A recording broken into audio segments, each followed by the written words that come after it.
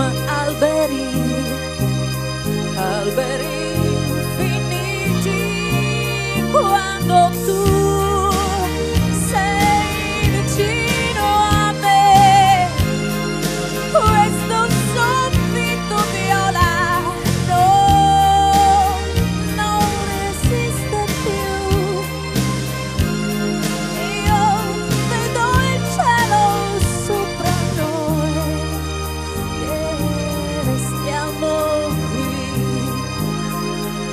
abbandonati come se non ci fosse più niente al mondo.